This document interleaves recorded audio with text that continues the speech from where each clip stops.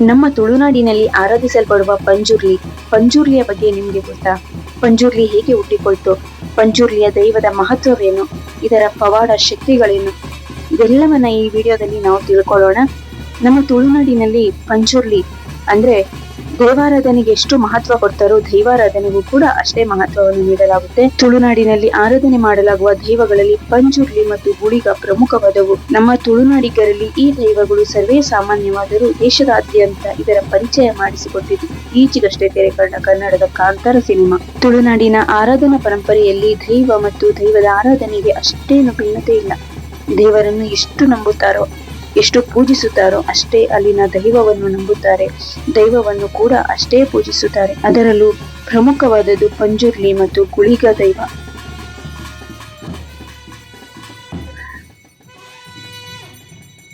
ಪಂಜುರ್ಲಿ ತುಳುನಾಡಿನ ಅತಿ ಪೂಜನೀಯ ದೈವವಾಗಿದ್ದು, ಪಂಜಿ ಹಂದಿ ರೂಪದಲ್ಲಿ ಭೂಮಿಗೆ ಬಂದು ಮನುಷ್ಯರನ್ನು ಹಾಗೂ ಕೃಷಿಯನ್ನು ರಕ್ಷಿಸುವ ಶಕ್ತಿ ಎಂದು ನಂಬಲಾಗಿದೆ.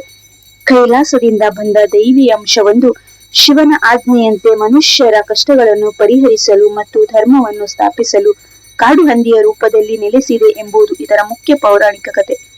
ಪಂಜುರ್ಲಿ ದೈವದ ಮುಖ್ಯ ಕಥೆಗಳು: ಪಾರ್ವತಿ ಶಿವನ ಕಥೆ. ಭೂಮಿಯಲ್ಲಿ ಜನ ಆಹಾರಕ್ಕಾಗಿ ಕಷ್ಟಪಡುತ್ತಿರುವುದನ್ನು ಕಂಡು ಶಿವನು ಕಾಡು ಹಂದಿಗಳನ್ನು ಸಂಹರಿಸಲು ಮುಂದಾಗುತ್ತಾನೆ. ಆದರೆ ಪಾರ್ವತಿ ದೇವಿ ಅದನ್ನು ತಡೆದು ಒಂದು ಹಂದಿ ಮರಿಯನ್ನು ಪ್ರೀತಿಯಿಂದ ಸಾಕಿ ನಂತರ ಅದನ್ನು ಭೂಮಿಗೆ ಕಳುಹಿಸಿ ಜನರನ್ನು ರಕ್ಷಿಸುವ ದೈವವಾಗಿಸುತ್ತಾಳೆ. ಅಣ್ಣಪ್ಪ ಪಂಜುರ್ಲಿ. ಧರ್ಮಸ್ಥಳದ ಅಣ್ಣಪ್ಪ ಸ್ವಾಮಿಯು ಪಂಜುರ್ಲಿಯ ಮೂಲ ಶಕ್ತಿ ಎಂದು ನಂಬಲಾಗಿದೆ. ಕೈಲಾಸದಿಂದ ಬಂದ ದೈವವು ಜನರು ತನ್ನ ಹೆಸರೇನು ಎಂದು ಕೇಳಿದಾಗ ಅಣ್ಣಪ್ಪ ಎಂದು ಕರೆದು ಮಂಜುನಾಥನ ಆಜ್ಞೆಯಂತೆ ರಕ್ಷಣೆ ನೀಡುತ್ತೇನೆ ಎಂದು ಹೇಳಿದ ಕತೆ ಪ್ರಸಿದ್ಧವಾಗಿದೆ. ಹಂದಿಯ ರೂಪ ಕೃಷಿ ಪ್ರಧಾನ ತುಳುನಾಡಿನಲ್ಲಿ ಕಾಡು ಹಂದಿ ಬೆಳೆ ನಾಶಪಡಿಸುತ್ತಿದ್ದಾಗ ಊರಿನ ಪ್ರಮುಖನೊಬ್ಬ ದೈವಿ ಅಂಶವಿದ್ದ ಹಂದಿಯನ್ನು ಬೇಟೆಯಾಡಿ ಕೊಲ್ಲುತ್ತಾನೆ. ಸತ್ತ ಬಳಿಕ ಆ ಹಂದಿ ದೈವವಾಗಿ ರೂಪಾಂತರಗೊಂಡು ಊರನ್ನು ಉದ್ಧಾರ ಮಾಡಿ ಪೂಜಿಸಲ್ಪಟ್ಟಿತು. ಪಂಜುರ್ಲಿ ಆರಾಧನೆಯ ವಿಶೇಷತೆ: ಕೋಲ ಮತ್ತು ತಂಬಿಲ. ಪಂಜುರ್ಲಿಯನ್ನು ವಾರ್ಷಿಕ ಕೋಲ, ದೈವದ ನೃತ್ಯ ಆಚರಣೆ ಅಥವಾ ತಂಬಿಲದ ಮೂಲಕ ಪೂಜಿಸಲಾಗುತ್ತದೆ. ವರ್ತೆ ಪಂಜುರ್ಲಿ ಕಲ್ಲುಟ್ಟಿಯ ಸಹೋದರಿಯಾಗಿ ಕಲ್ಕುಡನ ಆಜ್ಞೆಯಂತೆ ವರ್ತೆ ಪಂಜುರ್ಲಿ ಕೂಡ ಭಕ್ತರನ್ನು ಕಾಯುವ ಶಕ್ತಿಯಾಗಿದೆ. ನಂಬಿಕೆ: ಅಧರ್ಮದ ಹಾದಿಯಲ್ಲಿ ಸಾಗುವವರಿಗೆ ಎಚ್ಚರಿಕೆ ನೀಡಿ ನಂಬಿದವರನ್ನು ಸಂಕಷ್ಟಗಳಿಂದ ರಕ್ಷಿಸುವ ಕಾರಣಿಕ ದೈವವೆಂದು ಕರೆಯಲಾಗುತ್ತದೆ. ಕಾಂತಾರ ಚಿತ್ರದ ಮೂಲಕ ಈ ದೈವದ ಕಥೆ ಹೆಚ್ಚು ಪ್ರಸಿದ್ಧಿ ಪಡೆದಿದೆ. ಇದು ಮುಖ್ಯವಾಗಿ ತುಳುನಾಡಿನ ಸಂಸ್ಕೃತಿ ಮತ್ತು ದೈವಾರಾಧನೆಯ ಸಾಕ್ಷಿಯಾಗಿದೆ. ಪಂಜುರ್ಲಿ ಎಂದರೆ ಹಂದಿಯ ಮುಖವನ್ನು ಹೋಲುವ ಒಂದು ಶಕ್ತಿಶಾಲಿ ದೈವ, ಹಂದಿಯ ಮುಖದ ಒಂದು ದೈವ. ಪಂಜುರ್ಲಿ ಎಂಬ ಪದವು ಸಾಂಪ್ರದಾಯಿಕವಾಗಿ ಪಂಜಿದ ಕುರ್ಲೆ ಎಂಬ ಪದದಿಂದ ಬಂದಿದೆ, ಅಂದರೆ ತುಳು ಭಾಷೆಯಲ್ಲಿ ಎಳೆಯ ಕಾಡು ಹಂದಿ. ತುಳುನಾಡಿನ ಪ್ರಾಚೀನ ದೈವಗಳಲ್ಲಿ ಪಂಜುರ್ಲಿಯು ಒಂದು. ಪಂಜುರ್ಲಿಯನ್ನು ತುಳುನಾಡಿನಾದ್ಯಂತ ಹಂದಿ ಎಂದು ಪೂಜಿಸಲಾಗುತ್ತದೆ. ನಮ್ಮ ಪೂರ್ವಜರು ತಾವು ಬೆಳೆದ ಬೆಳೆಗಳನ್ನು ರಕ್ಷಿಸಲು ಪಂಜುರ್ಲಿ ದೈವವನ್ನು ಪೂಜಿಸುತ್ತಿದ್ದರು ಮತ್ತು ನಂತರ ಅದೇ ಭತ್ತದ ಅಕ್ಕಿಯನ್ನು ಅರ್ಪಿಸುವ ಮೂಲಕ ತಮ್ಮ ಬೆಳೆಗಳನ್ನು ರಕ್ಷಿಸಿದ ದೈವಕ್ಕೆ ಧನ್ಯವಾದ ಸಲ್ಲಿಸುತ್ತಿದ್ದರು. ಈ ಪಂಜುರ್ಲಿ ದೈವದ ಕೋಲವನ್ನ ಅಥವಾ ನೃತ್ಯವನ್ನ ಅಥವಾ ಪಂಜುರ್ಲಿ ದೈವದ ದರ್ಶನವನ್ನ ನೀವು ನಮ್ಮ ತುಳುನಾಡಿನಲ್ಲಿ, ನಮ್ಮ ಕರಾವಳಿಯಲ್ಲಿ ಮಾತ್ರ ಕಾಣಬಹುದಾಗಿದೆ.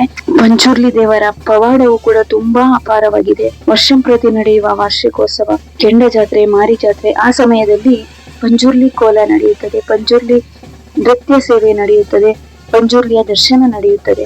ಪಂಜುರ್ಲಿಯು ತುಂಬಾ ಕಾರಣಿಕವಾದ ದೈವ, ಬೇಡಿದ ವರಗಳನ್ನು ನೀಡುವ ಪಂಜುರ್ಲಿಯು ಭಕ್ತರನ್ನು ಕಾಯುವ ದೈವ, ಅಸತ್ಯ, ಅಧರ್ಮ, ಅನ್ಯಾಯ ಕಂಡರೆ ಶಿಕ್ಷಿಸುವ ದೈವವೂ ಹೌದು. ಈ ಪಂಜುರ್ಲಿಯ ಕಥೆಯು ಎಷ್ಟು ರೋಚಕವಾಗಿದೆ. ಪಂಜುರ್ಲಿಯ ಮಹತ್ವ, ಮಹಿಮೆ ಅಪಾರವಾಗಿದೆ. ನಮ್ಮ ಕರಾವಳಿಯ ಅಥವಾ ನಮ್ಮ ತುಳುನಾಡಿನಲ್ಲಿ ಬಂದು ನಮ್ಮ ಪಂಜುರ್ಲಿಯ ಬಗ್ಗೆ ನೀವು ಪಂಜುರ್ಲಿಯ ಕೋಲ ಸೇವೆ, ದರ್ಶನ ಸೇವೆಯನ್ನ ನೋಡಿದ್ರೆ ನಿಮ್ಗೆ ಗೊತ್ತಾಗುತ್ತೆ ಪಂಜುರ್ಲಿ ಎಷ್ಟು ಅಪಾರ ಶಕ್ತಿಯನ್ನು ಹೊಂದಿದ ಒಂದು ದೈವ ಎಂದು.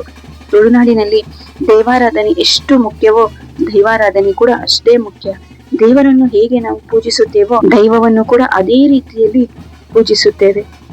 ದೇವರ ರಕ್ಷೆ, ಶ್ರೀರಕ್ಷೆ ನಮಗೆ ಎಷ್ಟು ಮುಖ್ಯವೋ ದೈವದ ರಕ್ಷೆ ಅದು ಕೂಡ ನಮಗೆ ತುಂಬಾ ಮುಖ್ಯ. ನಮ್ಮನ್ನು ಸದಾ ಕಾಯುವ, ನಮ್ಮ ಮನೆಯನ್ನು ಸದಾ ಕಾಯುವ ದೈವ ಎಂದರೆ ಅದು ಪಂಜುರ್ಲಿ. ತುಳುನಾಡಿನಲ್ಲಿ ಸಾಕಷ್ಟು ದೈವಾರಾಧನೆ ಇದೆ.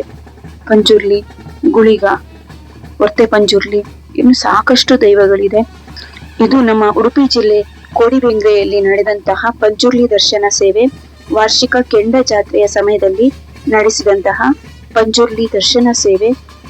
ಇಲ್ಲಿನ ಜನರ ಒಗ್ಗಟ್ಟು, ಭಕ್ತಿ ಎಷ್ಟಿದೆ ಅಂತ ಹೇಳಿದ್ರೆ, ಸಾಕ್ಷಾತ್ ಈ ಪಂಜುರ್ಲಿಯ ಮುಖ ಕವಚಕ್ಕೆ ಸ್ವರ್ಣ ಕವಚವನ್ನ ಹಾಕಿ, ಸ್ವರ್ಣ ಮುಖವಾಡವನ್ನ ಹಾಕಿ ಇನ್ನಷ್ಟು ಭಕ್ತಿಯನ್ನ ಮೆರೆದಿದ್ದಾರೆ ನಮ್ಮ ಕೋಡಿಬೆಂಗ್ರೆಯ ಜನರು. ಎಷ್ಟು ಒಗ್ಗಟ್ಟಿಂದ ಪರಸ್ಪರ, ಎಷ್ಟು ದೈವದ ನಂಬಿಕೆಯಿಂದ ಎಲ್ಲರೂ ಮೀನುಗಾರಿಕೆಯನ್ನ ಮಾಡಿಕೊಂಡು ಬಂದಿರುವವರು. ಮೀನುಗಾರಿಕೆಯ ದುಡಿಮೆಯಿಂದ ಎಲ್ಲರೂ ಒಗ್ಗಟ್ಟಿನಿಂದ ಸೇರಿ ಪಂಜುರ್ಲಿ ದೈವಕ್ಕೆ ಸ್ವರ್ಣ ಮುಖ ಕವಚವನ್ನ ಹಾಕಿರುವಂತದ್ದು.